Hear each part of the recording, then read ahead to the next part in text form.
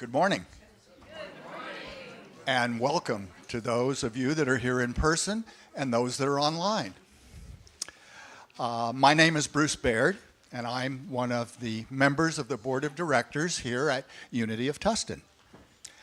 A quick reminder, please take a moment to silence your cell phones. Reverend Shara is with us today, and her talk is titled, The Transformation of Humanity. There we go. Based on the book by the author Arlene Lawrence, who also wrote The Love Principles. And I know many of you are familiar with the Love Principles because we just recently reviewed that in our spirit groups. Our beloved Voices of Unity Choir is with us today.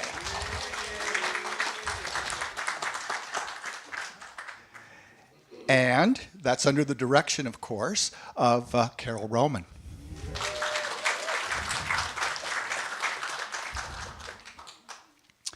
Please mark your calendars for the upcoming United in Light celebration, which is going to be this year on December 11th and 12th. That is a Thursday and a Friday evening. We do need volunteers. We need people to help decorate and get ready for it.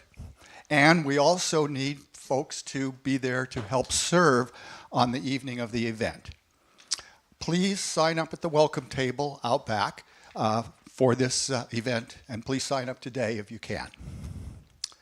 Now, Carol has an announcement about the Interfaith Thanksgiving service on November 18th at the Temple Beth Shalom in Santa Ana. Don't come on the 18th. Come on the 16th. Oh. My bad, I don't know how to read numbers. That's in 2 weeks, so I wanted to talk a little bit about it.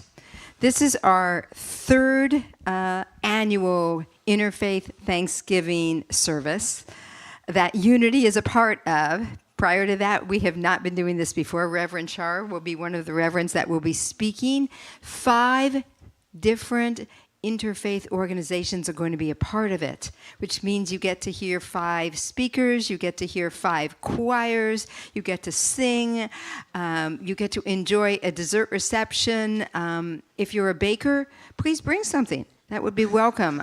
It can be a pumpkin pie or cranberry bars or something like that, something festive for Thanksgiving. We also are doing a food donation to Second Harvest Food Bank, which is extremely important right now. So everything from cranberries to peanut butter, anything non-perishable, just make a bag and bring it with you. It's at Temple Beth Shalom, which is basically 5 minutes away. It's just off of Tustin. And it will be a beautiful service. So I highly, highly recommend that you come. There's no cost. Just come and enjoy it. It's from 4 to 6 p.m. I think that there is a little flyer that looks like this outside on the welcome table. So just take one, okay? And we'll see you there. Thank you, Carol. I forgot two pretty important things. When you bring your food to the Harvest Food Bank, I need someone who has a truck who can kind of just be willing to drive to Irvine the next day to drop off the food, and they will help you with that. So talk to me afterward, okay? I would welcome that. All right. Thank you. Thank you, Carol and Ron. Today at 1 p.m. is our community meeting, and it's going to be presented by the Board of Directors. This is an opportunity for our community to come together for a review of all things that are happening here at Unity of Tustin. That's going to include spirit groups, youth and family life, and reports from Shara about the preschool. plus, of course, time for questioning. So it's scheduled from 1 to 2:45, and please plan to join. For today's board update, I will continue our review of the things we value about this community. Past Sundays, we have reviewed the service we provide to the wider community with our membership gardens and renting space to like-minded groups. And last week, Zelda covered all the guest speakers that we have hosted this year.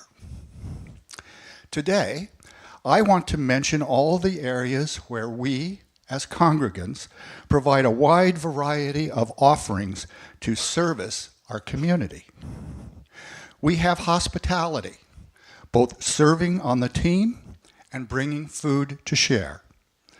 Ushers, youth and family life volunteers. The garden team, who were here yesterday working in the gardens and on the grounds. The Open Door Welcome Center. Sunday Supper. Seniors for Seniors. The prayer chaplains. And of course the choir.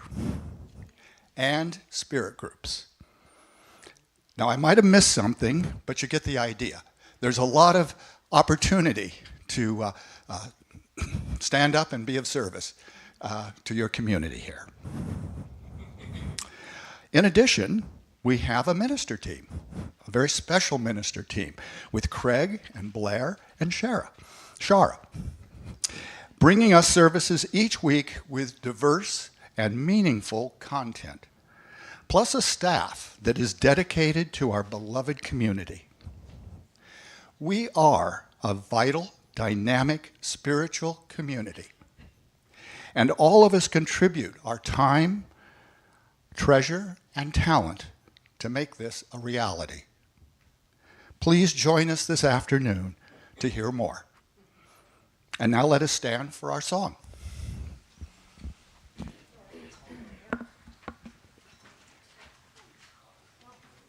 You guys get to face forward.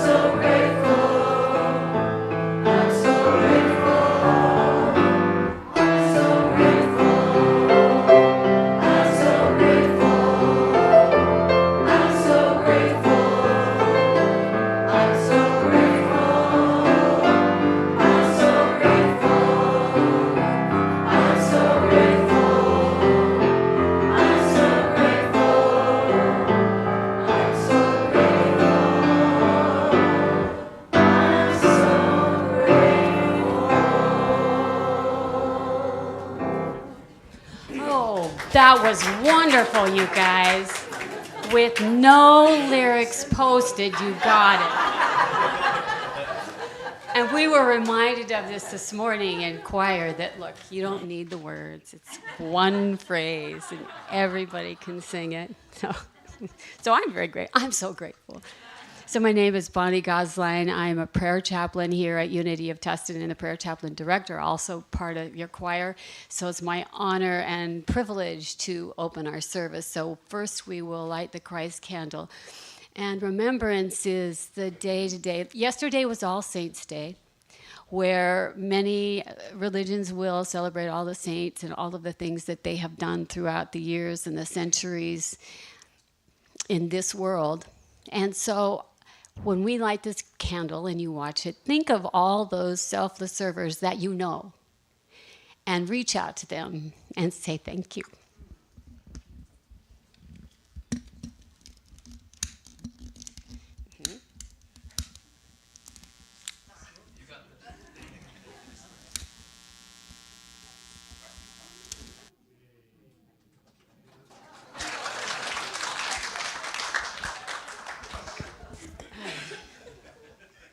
Oh my goodness. Thank you.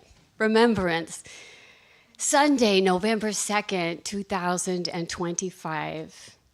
I cherish the memories of my loved ones. Oh. Okay.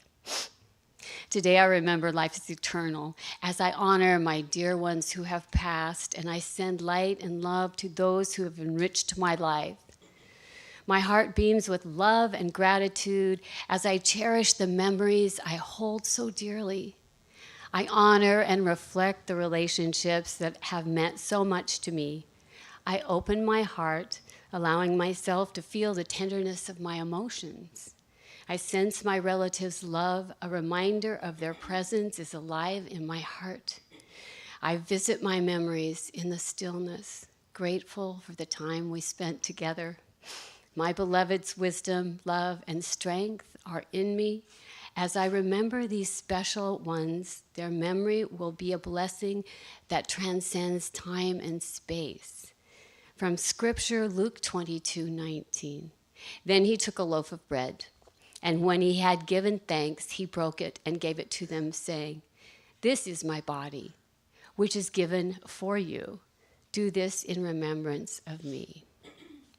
Our affirmation is, I cherish the memories of my loved ones. Please join me. I cherish the memories of my loved ones. Thank you. Shara?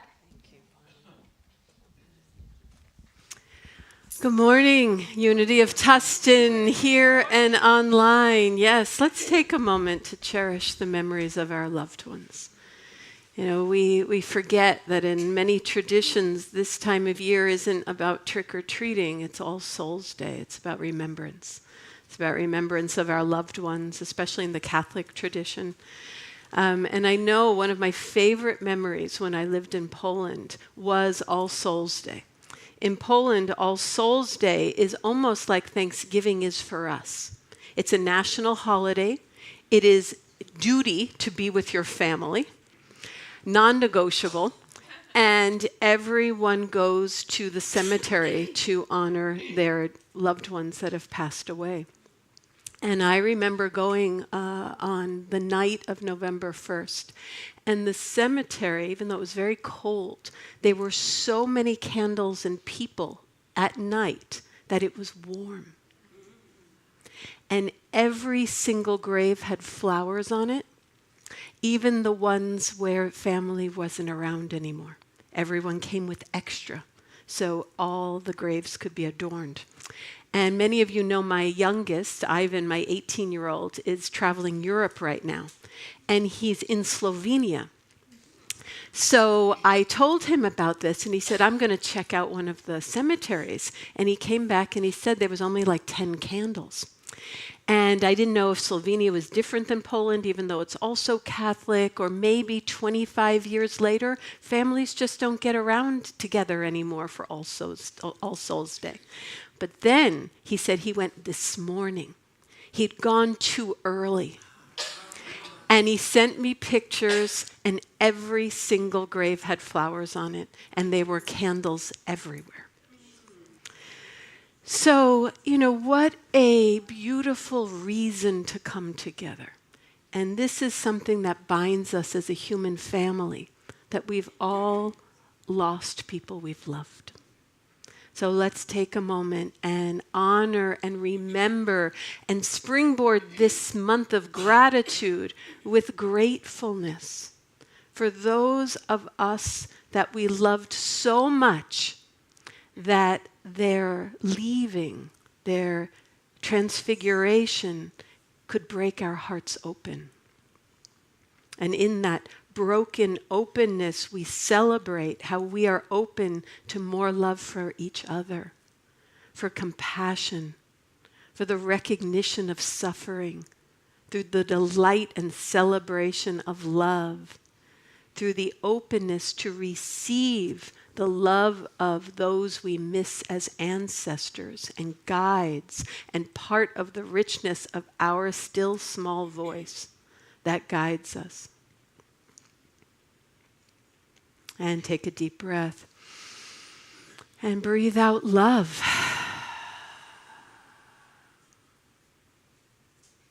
Just love. As we finish this journey into the love principles, love for the past, love for the future, love for the now, love for all the souls who have touched our lives, living and not living, love for all the souls we touch with our lives, known and unknown. We are part of the fabric of a beautiful human family that we call the Christ. The living love, the embodied reality of goodness that we get to co-create and remember right here as Unity of Tustin. And in our daily word today, the scripture was, "Take my body and eat of it, and do this in memory of me." We come together through food and through wine, and in unity, that food is substance. It is the divine substance through which we create the reality we want to see in the world. And Jesus always taught us we do it through fellowship. We do it through the breaking of bread. We do it because when two or more are gathered in my name, there I am. So as Bruce said, please remember our Sunday supper on November 30th. We really need your help in particular this year because many people will be away for the holidays and they might not be here for Thanksgiving, but this is the way we get to celebrate Thanksgiving as a human family. And if you're on the fence of where to serve, serve in our fellowship. These are, do this in memory of me. Eat and drink and be together in memory of me. So those are two ways that you could put feet on it and really live that gratitude for the life we have now together with Sunday supper. Susan's right there in the back if you want to talk to her more. And our own beautiful fellowship team that really brings us into alignment as the beloved community. So with great gratitude, I will give it up to our first soloists from our Voices of Unity choir, blessing us with a beautiful song.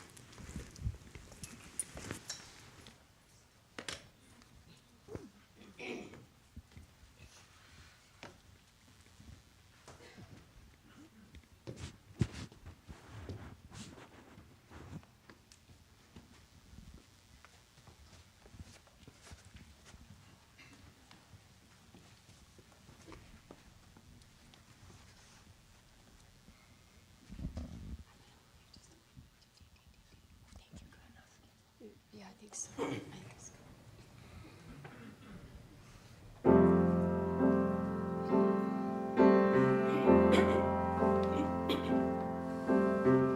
From the heart of a perfect God, all things came to be. The earth, the sea, and the stars above became the melody. Creation sang the song of praise that God himself began. Then in his heart, God created man. So we became the voice that God would use to sing the song of joy, the song of love, the knowing we belong. We'll sing the song of brotherhood, of peace and unity. We'll sing the song that all God's children sing. We'll sing one song with one voice from one heart, like a mighty chorus to one Lord, one faith, one God, and power to us all. And the music he created flowed throughout the land, from mountainside to the valleys deep, all the seas and desert sands. Shouting hearts and jiving lives, the song rings loud and clear.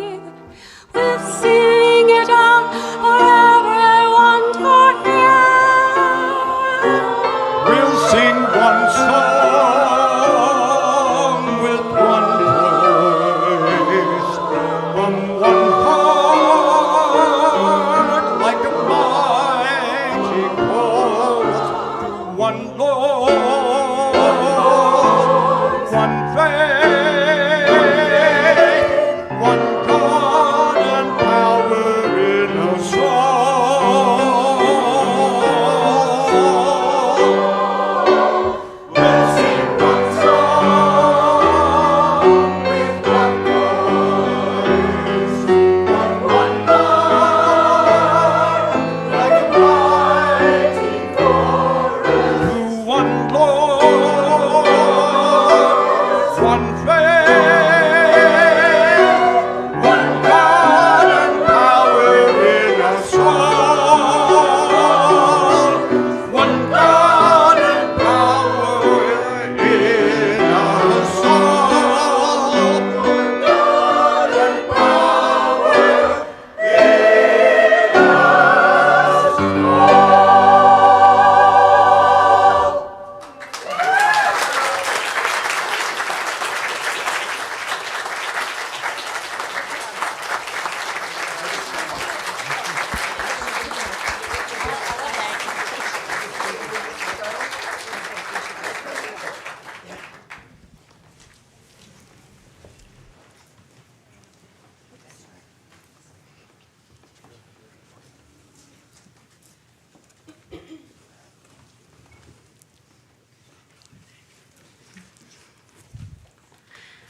Thank you, our Voices of Unity Choir. That is one voice, one God, one power, one story, and a beautiful way to kind of crescendo the end of our exploration of the love principles. How was the book for those of you who joined in? Yeah?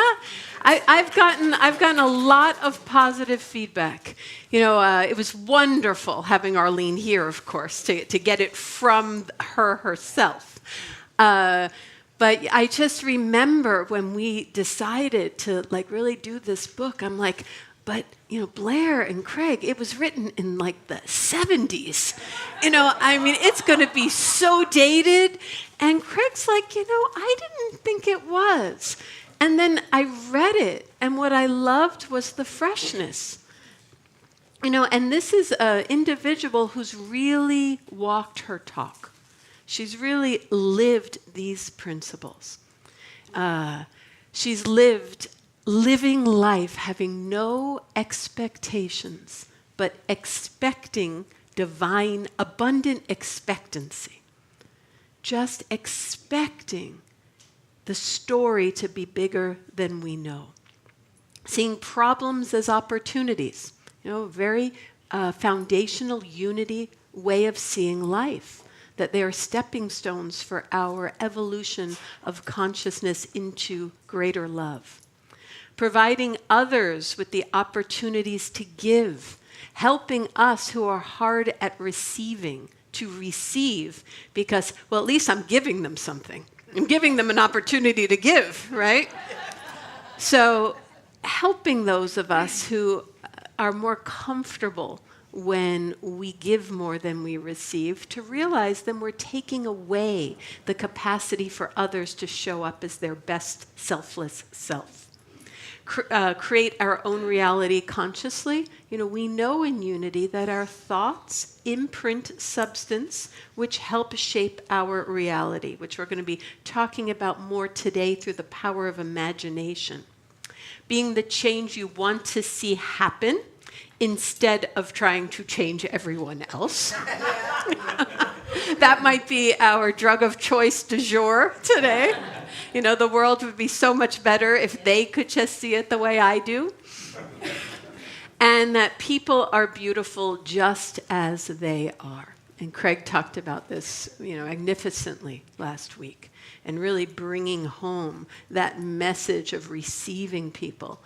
And when we live this, and I see this as very in alignment with our unity principles and teaching, and very in alignment with the Christ 12 powers that we have, that when we live our Christ qualities, we manifest not only a new way of being, but we manifest a new world. So it took her some 50 years. But 50 years later, Arlene, published just over a year ago, published her new and latest book called A Transformation of Humanity. Not the transformation of humanity, because she's not saying that she has the key, but she's saying she has a key. And what the book was, and many of you bought it, she was signing copies when she was here speaking with us. But what it is, what kind of a world manifests when we all live this way? And many times we've talked about how what we need is a new story. It's not so much that we have to get others to see it our way. It's rather that we need a story inspiring enough that we all want to get behind, that transcends whatever side you are on. Arlene talks about the structure of this world requires sides for there to be a building. But our focus needs to be on creating the roof that holds shelter and love and security for all. And that's what we're looking at with a future of humanity. But where does this new story come from? Now, one way we can look at this and be like, what kind of world would we have if we all lived this way? But isn't that what Jesus was trying to do? Isn't that the good news? Is that there is a new story when we actually live these teachings which are in alignment with Jesus' basic teachings. So this is what we are trying to bring forward. It's just kind of new and more modern ways to do it. And we're looking at the new story, and the new story, even though it's in a sense the original story, but the new story requires the same story. It's a new story, but it's the same story, but yet it's a new story. And to get from that where we are to where we want to be requires the Christ faculty, the capacity of imagination. So this is what Arlene's presenting in a transformation of humanity, what the new world might look like. And it's important to take that capacity of imagination seriously, because we don't know where we're going. So Arlene had an update, an evolution in her teaching, be the change you want to see happen instead of trying to change anyone else. That was then misattributed to Gandhi as be the change you want to see in the world. She says it now this way. She has attuned that not only can we create the new reality, but that there is an imprint of energy on the planet that is changing and that will help shape us into this new consciousness, and that it is happening whether we like it or not. So we better get on board, and we better start to get prepared to be the change that is coming, full stop. So be the change that is coming. And she does this by giving a bunch of visions of what this might look like. And it's not a space that I think we spend enough time in. How to imagine the new story, how to let it stretch us. I noticed when I was reading the book and contemplating on her visions, I had a little modern cynical malaise come up. The word Pollyanna would pop into mind on occasion. If I was a little hangry, it would morph into delusional. What is it? What is this resistance to the new, bigger stories?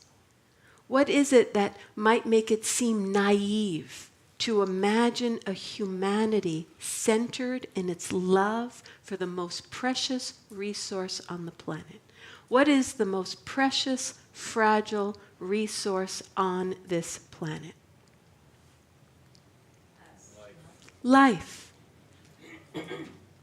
Life. We don't even know where it came from. It's that something from nothing that is the mystery of mysteries. It's something that we cannot create. We can destroy it, but we cannot create it, even with all of our technological advances. We cannot create life. We can manipulate it.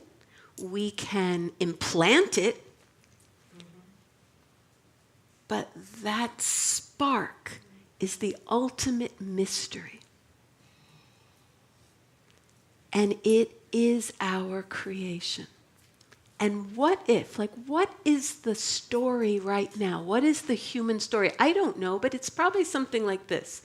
The human story is, let us have security and safety and prosperity for ours. That may be, with good hearts, that may be what we're doing in different parts of the world and our families, and then maybe on a nation level.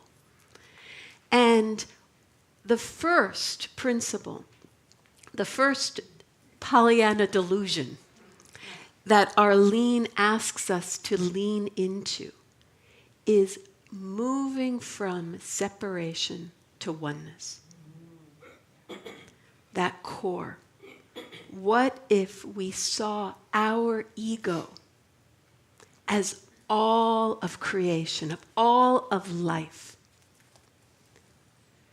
What if we evolve to the place where we feel like striking someone is like striking our other hand?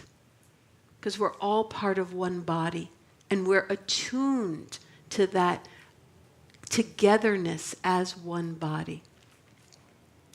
So that's where she starts us at, is this separation to oneness. So just kind of breathe into it now. And I will bring up some of her words of what it's like to embody this type of movement. So the vision. So I'll read these visions. I'll read these visions so we can imagine into them and maybe start to settle into a way that we can hope into. When we know we are one, conflict falls away. We'll approach all issues with one overarching value. So how about if this was the underlying rallying cry of all of humanity? To celebrate all life unconditionally by committing to do no harm. Like if we all bought into that as a human species, what would have to change? What would have to change? She gives a very simple and lovely example of how we can and do embody this. Stoplights. Pretty much all over the world, although some with more reverence than others, obey traffic lights and stop signs. And it's not just because of the law, but it's because of an attuned, recurring miracle that we are agreeing that all life is precious. That we are agreeing that we can change our behavior so that we can all thrive. And oneness in action, this mutual caring for each other, is a way that we create the new story. And we can imagine it. We can imagine the curiosity and appreciation. She says, imagine walking down streets, celebrating every expression of humanity, every kind of coupling, every manifestation of the divine seeing itself, where we take each other's hands and we say, what can you teach me? How may I help? And with doing so, she says, we rise like giants, discovering potential we never knew we had. So just breathe that in. A new way of seeing what a future of humanity would look like, a transformation of humanity. The second is we move from personal love to universal love. So Arlene talks about right now most of us love in our smaller circles, and we do love. And this love is precious, and this love is life-giving. But it's generally our families, our friends, our people who we have history. But there's a limit to it. And when we move into a transformation of humanity, there is this radical possibility. She says it's coming, where we love all people equally, even strangers. And breathe that in. That divine delusion. And again, that is a core principle Jesus demonstrated again and again. He's always stopping for the stranger, for those on the margins, for those who are being rejected. He's making them the center of the story. Sometimes the Jews can't even find themselves. Like, where am I in all these stories? Because it always seems like Jesus is centering the stranger. Really expanding into radical love, the unlimited love of all of humanity. When we are transformed, we will gain a deeper knowing of the function of the heart center. And that love will no longer just be a feeling. It will be a force that we can direct. We can direct into love, forgiveness, celebration, praise, inclusion, upliftment. Almost imagine yourself walking around like a heart radar. And wherever you see the need for love, you can emanate it and uplift the environment or the person you're with. She's talking about that type of a cooperation with our love principle. So just take a deep breath and breathe that in.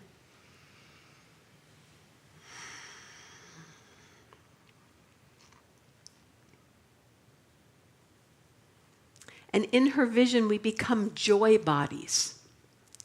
So once universal love takes hold, love will combine with joy, and the air will be electric with a level of happiness never known before. Glowing faces will greet glowing faces, and we will all be infused with light. So just allow that to soften you. You know, we don't know how to get there, but can we imagine? What would it feel like and look like? And what's really nice is we do a pretty good job here of some of these things. She's telling us to, make this microcosm the norm, but we need microcosms to get started. And that's a big reason we have spiritual community at all. Okay. Another biggie. We move from competition to cooperation. Competition to cooperation, these fundamental linchpins. We kind of pull the kerplunk stick, and then the old way comes crashing down, and there's the opportunity for the new reality to come forward. Competition currently drives us to outdo others, to dominate, to be on top. The transformation doesn't eliminate the competitive spirit, it elevates it.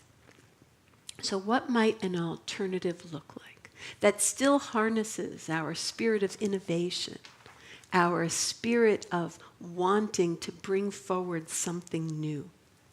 And she talks about expanding human potential and moving the story. So instead of us versus them, it becomes about good into greatness. It becomes about the current way of being into further excellence. And that's what starts motivating us. Rather than seeking to outdo the competitors, to become top of the field, to make the most profit, the shift applies here as well to moving from being on top to raising the level of what the top means. So she comes up with an example. Like, what if all technology companies get together to see how can we further the human quality of life in all things. And I'll say this is a little bit where my inner cynic came in, okay? She's like, if all companies work together to raise the level of performance, we might develop phones that could do instant x-rays or even apply healing technology that would treat the injured on the spot. Why not? Why not? It's like spiritual science fiction. I think it's a genre we could use more of.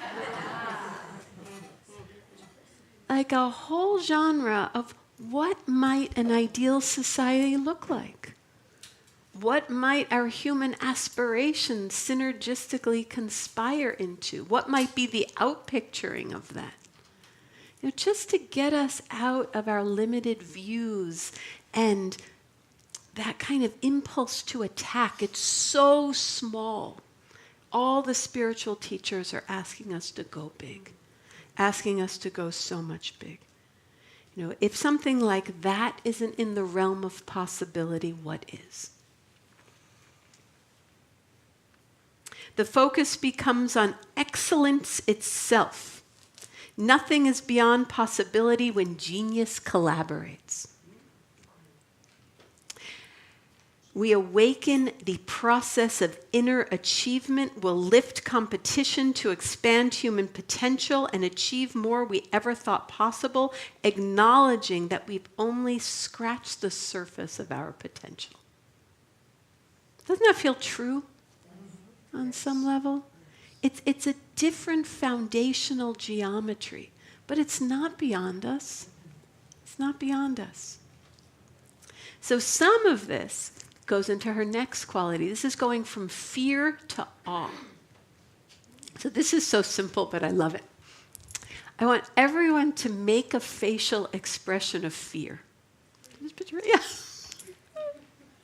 Like notice what's happening, like what clenches, what happens to the brow. Feel the facial expression of fear. Don't worry, the cameras are not pointing towards you, okay? They're pointing towards me. Okay, now just breathe, kind of do the cleansing of the palate, of the facial palate. Now make the facial expression of awe. Oh, you're so beautiful. Yes, I see you. It's so beautiful. Like feel that difference, the embodied difference of fear versus ah. It's open, so open. The mouth opens. The face softens. It actually brings forward the experience of wonder. I love, Arlene talked about awe as reverence for the unknown. Like we can choose our gesture, our posture in the face of the unknown. And it almost makes all the difference. It can be a gesture and posture of, or of, oh, wow, wow. And this is where our faith comes in. Because when our ground is faith, we know that life is moving towards wholeness and love. And we can surrender and relax into awe.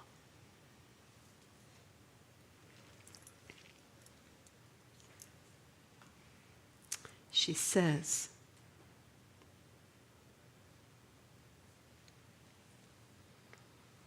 awe awakens reverence for the unknown. Opening to that enables us to stand in the presence of something vast and mysterious, something we don't know, something that challenges how we have seen the world. I think her whole book is that, is really challenging how we have seen the world. And, you know, I look in myself and I'm really kind of relying on her words, because I don't have authority in this. I have underdeveloped my own way to articulate the new story. You know, but what a lovely aspiration.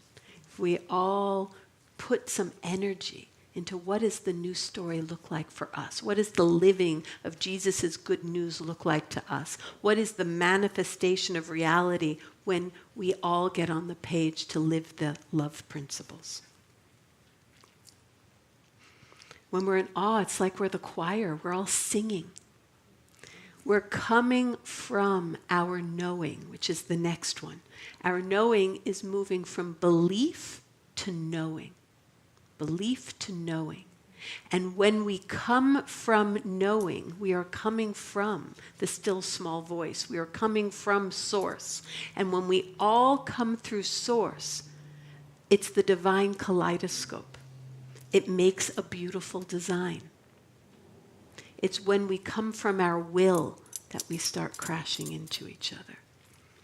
So that relationship to the unknown and that awe is precious and foundational.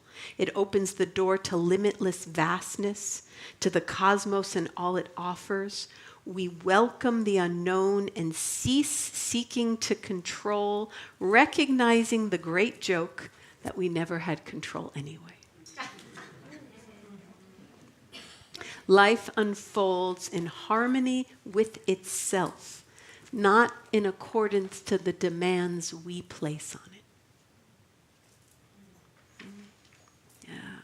It gets a very interesting way to think of manifesting peace as coming from the unknown rather than what we think is right. Yeah. So that requires moving from belief to knowing. And belief has its place. But belief is connected to external knowing, something that can be validated, something that has a right or wrong, a dogma. Knowing is born from intuition. It's born from the still small voice. It requires that we consult our inner selves. She says it requires that we consult our inner selves rather than depend on gurus, teachers, ministers, priests, elders, or leaders. Knowing awakens us to the wisdom that resides within and waits to be tapped and embodied. So, in Unity we say we're dogma light, but we have plenty of sacred cows. But the dogma light is helpful because we don't have external certainty to cling to. So really, to be in unity, we have had to make friends with the unknown on some level. And we have had to develop some type of knowing that inner truth is the voice of God, that we co-create, that it brings forward the good.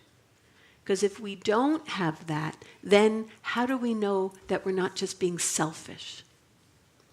Right? But in unity, we've had to use that Christ faculty of judgment. The modern way of saying it is discernment. We need discernment when we let go of dogma and external beliefs to know what is truth wanting to be born and what is our maybe desire wanting to come forward that's self-interest motivated. So these are tricky things. These are subtle. This is why we do recommend time in the silence and prayer, because there's a big difference of what's going to outpicture, whether we come from self-interest or we really come from the still small voice. And how do we know? Sometimes we don't. Sometimes we have to give it our best shot, and then life will show us whether we need to course correct. But that's where we need to stay aware and attuned. We know something, and we know that we know. That's how she says the difference is. We know that we know. And this element, knowing that we know, empowers us to touch what already exists in the universe and give it form in reality. Imagine millions of people awakening their heart chakras daily, asking, what new gift might I bring forward to enrich life? That's a nice morning prayer. What new gift might I bring forth to enrich life, all of life? And when we, as a human species, as a human family, as a one body of which we are all cells, manifesting the health. So the health of the least of us is the health of me and you. That's Jesus' message. That's why it all matters, because we're all one. There is no separation. And this will shift the moral compass of humanity from analytical limitation and belief systems to a level of empowerment few have known. And then we get to from conflict to coexistence. Conflict to coexistence. Currently, we resolve tension through argument, division, taking sides, and sometimes violence and war. We see differences as threats rather than opportunities for enrichment. So just take a moment here and breathe that in. What if difference was an opportunity for enrichment? And just let that burn any cynicism that's in the way of that being a truth. And breathe that in. And exhale. In the coming transformation, she says, as impossible as that may sound today, there will be no more wars. The frequency change will be such that war will no longer enter human minds as a thought. Killing each other will no longer be a viable concept to resolve a conflict. Yeah, amen. Yeah. I mean, could you imagine, like, someone who really, really annoys you and just being like, you know what, I'm just going to kill him. But yet we do this on the level of nations. So the hope here is it's not that absurd to think that we can get there on collective levels. You know? But it is about moving from personal love to universal love. Because we would never do that to each other. It would be unthinkable. So it's having some of that unthinkability scale. And that scales when our ability to go from personal love to universal love scales. And it is a whole different foundational geometry. It may be Pollyanna delusional, but it's not Pollyanna delusional to think that we cannot collectively change our foundational geometry. And Arlene has a knowing that we're receiving divine energetic help to do so, that there will be some shifts in the way we commune with God that will help this. So there's a faith there. Every aspect of every issue will be explored with heart-centered love, and everyone together will determine individual solutions born of compassion for everyone involved. We will focus on the holiness of everyone concerned, and this will lead to making choices that serve everyone equally.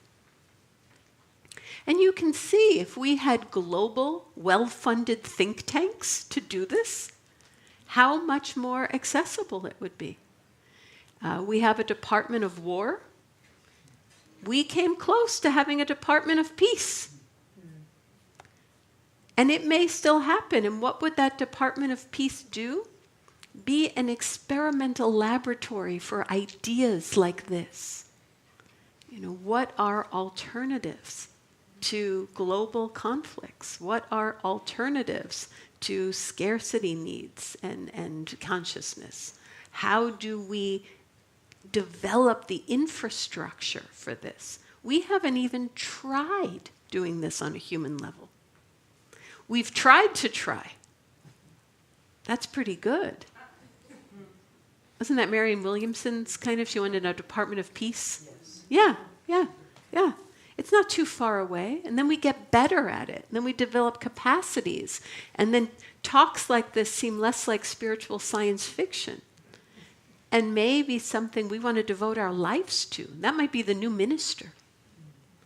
The ministers are those who get together and work on bringing forward a new consciousness. It's cool stuff. I won't talk about this every Sunday. But let's go there. Let's expand. Let's wonder. Like what wholeness already exists in the unknown, just waiting to be made manifest. Yeah. That's such a beautiful prayer. Yeah. What if that was the 24-hour news cycle? I mean, like Arlene says, that some war wouldn't even exist as a thought. She says it's not that evil goes away. She says it simply stops having a chance. Like if this type of inquiry was the 24-hour news cycle, conflict and division and killing wouldn't have a chance.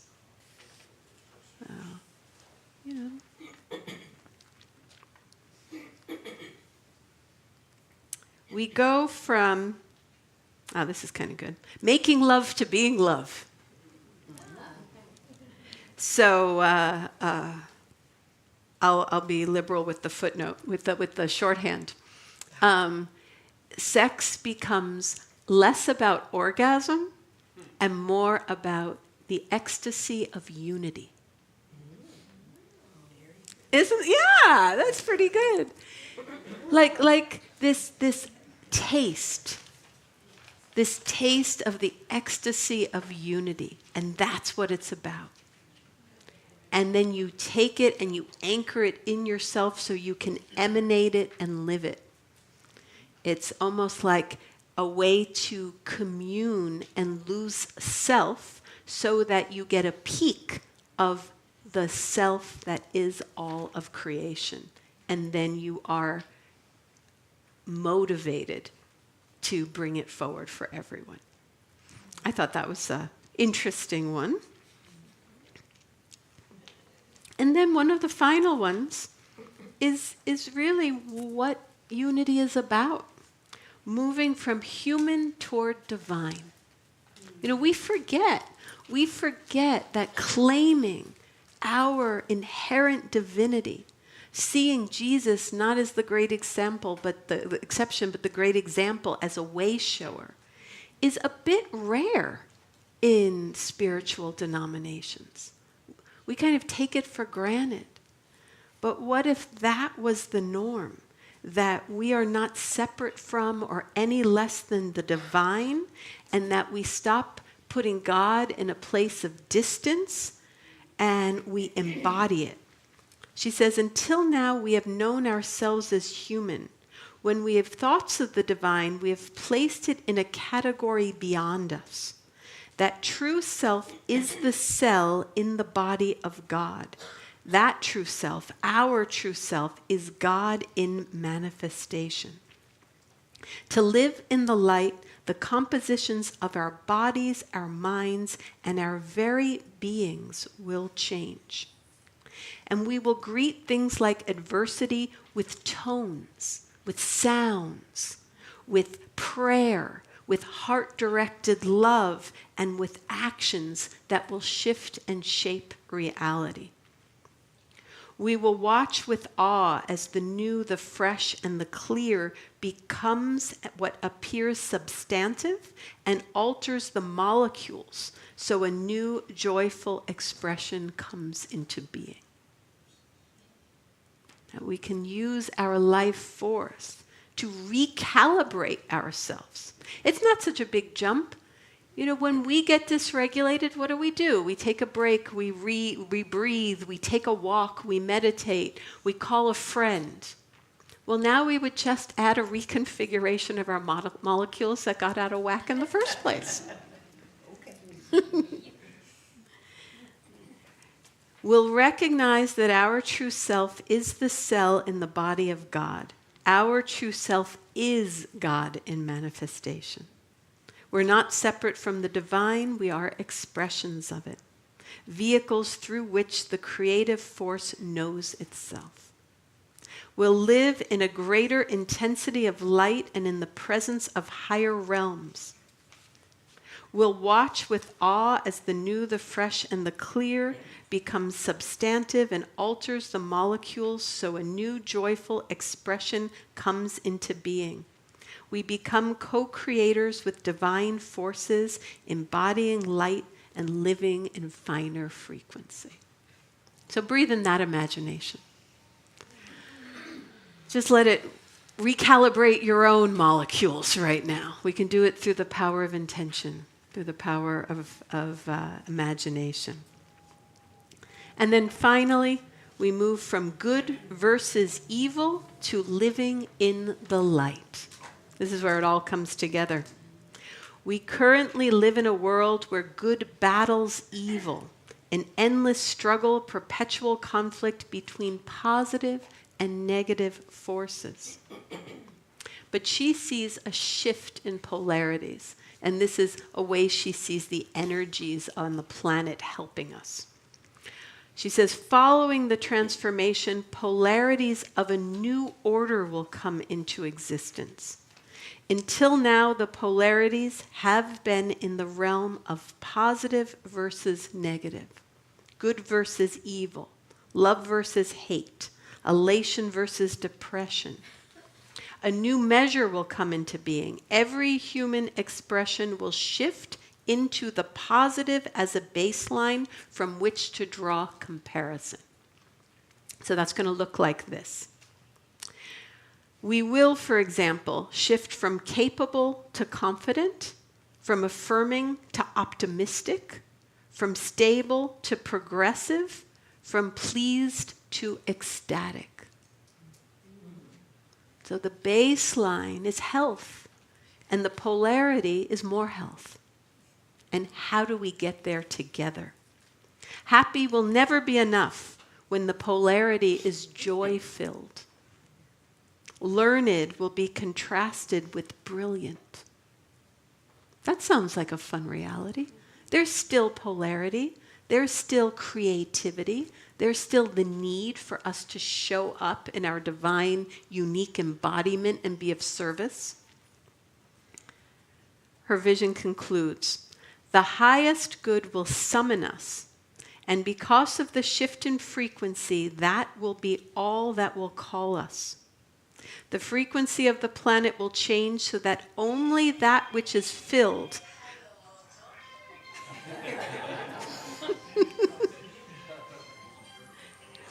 with the glory of creation will reach us, nothing else and nothing less. Evil will not be eradicated, it will simply have no chance. We will no longer be in the age of belief or struggle. We will have moved to greatness, and light will reign supreme. So how's that? How's that for a little spiritual science fiction story time? Yeah. So transformation is on the horizon. She says, I am ready. I hope you are too. I'm ready for the next evolutionary step and crossing into the new. And the beautiful truth is we don't have to wait.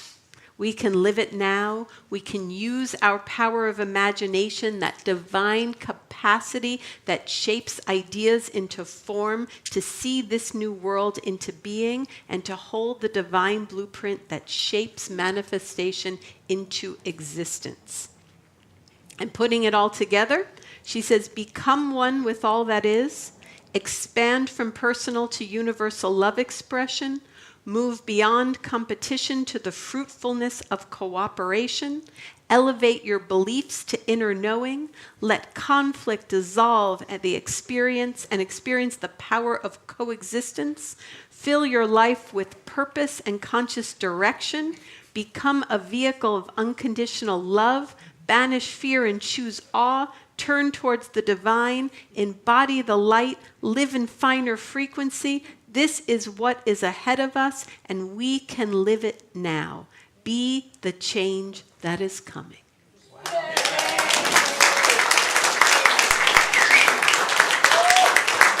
So be the change that is coming, and to bring it to our daily word, do this in remembrance of me. This is being the love principle in action. And now I invite our Voices of Unity choir to come up and bring us into that meditation love, which then we will embody in the meditation that follows.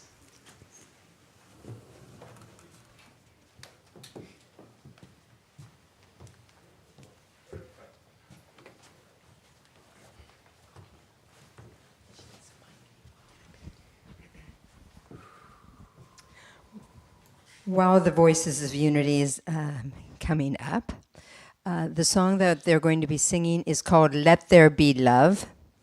It is a Hebrew prayer, and so they will be singing a little bit of Hebrew, and it is about spreading a tabernacle of peace.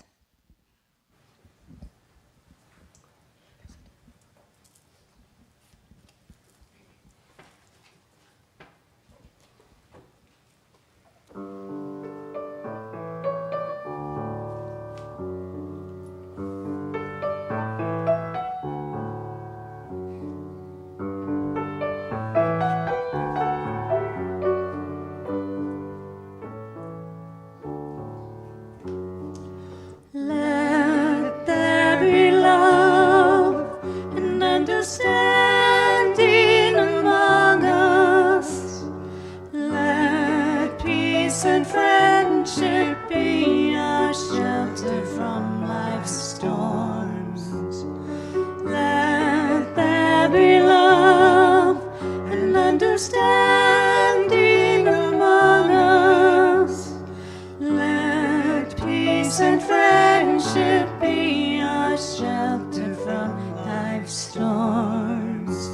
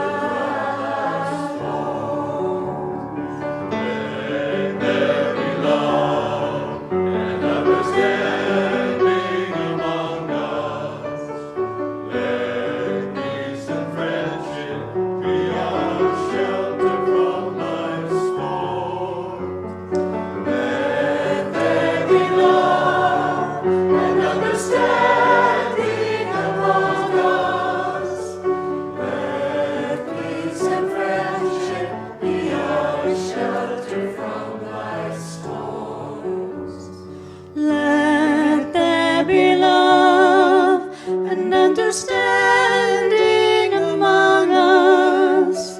Let peace and friendship be our shelter from life's storms.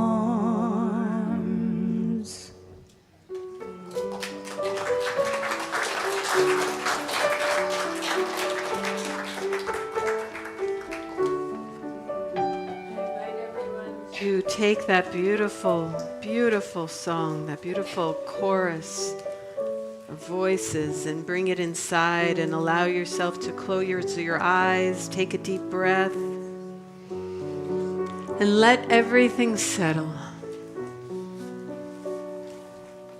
Awakening imagination. And bring your awareness to that space between your eyebrows, your inner eye, the seat of imagination.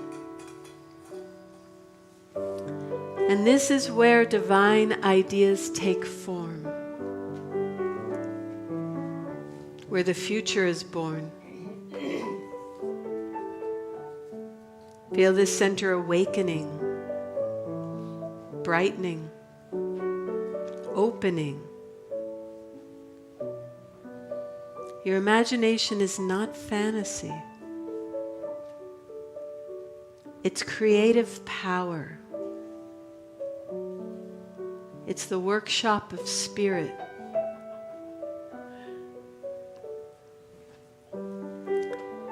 Now let images arise without forcing them. See humanity, all of us, waking up.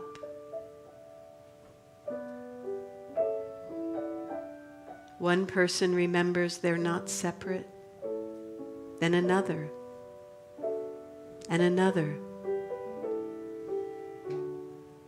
Watch the light spread like a sea. People looking into each other's eyes and recognizing themselves. Reaching out to strangers from the knowing we are one body. We are one life. Feel it. Feel it. Fear dissolving like morning fog. Love emanating as natural as breathing. Feel the frequency rising in your body, in the earth, in the mystery. Glimpses of the new. A circle of people sitting in silence. A solution emerging that serves everyone. Hands creating together. No competition. Only the joy of shared genius. A child asking a profound question. Adults listening with reverence. Elders glowing with wisdom, teaching us to see between worlds. Someone dying, surrounded by love so tangible, you could touch it. No fear, only wonder. Anchor this in your body. Bring it in your cells. Breathe it into your heart. Become this. Remember.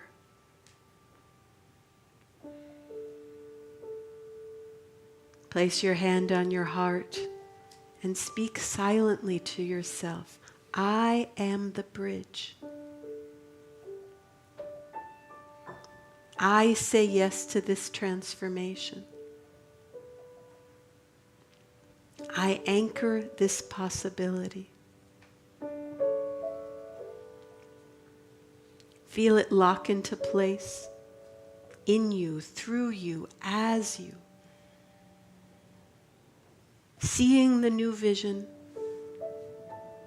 knowing what's possible, and being the change that is coming in the silence.